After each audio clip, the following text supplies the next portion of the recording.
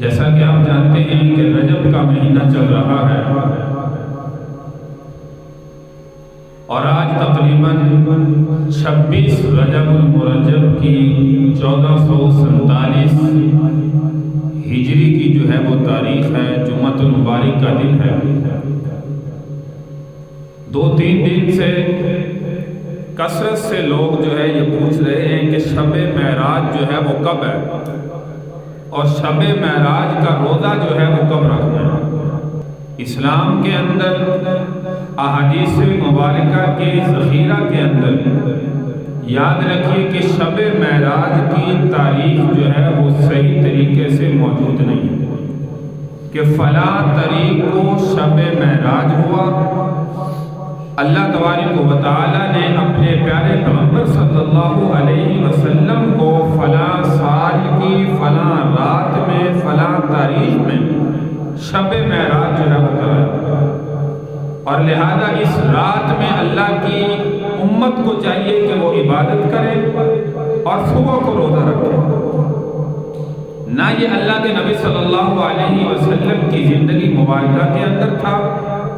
عبادت تو ایسا سمجھیے کہ پیارے پیغمبر صلی اللہ علیہ وسلم اور صحابہ کی زندگی میں شامل تھے۔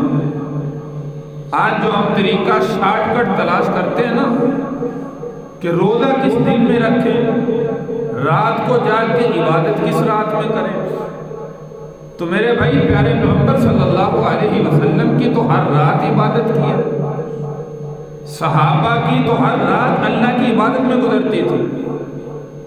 آج ہم سال میں ایک رات تلاش کرتے ہیں کہ مولوی صاحب وہ رات کون سی ہے جس میں جاگ کر اللہ کی رات کو راضی کرنا ہے، اللہ کی رات کی عبادت کرنی۔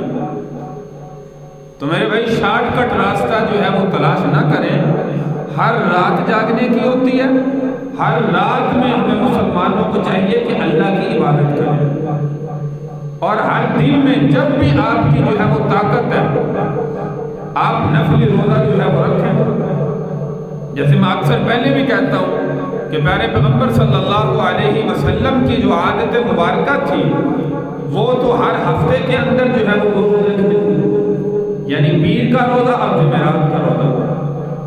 تو آپ پوری زندگی کیوں نہیں رکھتے؟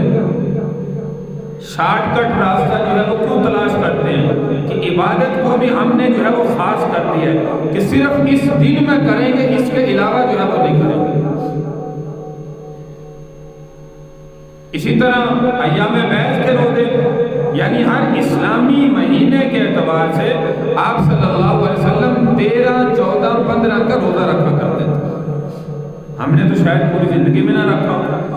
بہت سے لوگ ہیں جو اس سنت پر عمل کرتے ہیں، اللہ تبارک و تعالی ہمیں بھی اس پر عمل کی توفیق عطا فرمائے اور اس سنتوں کو زندہ کرنے کی توفیق عطا فرمائے۔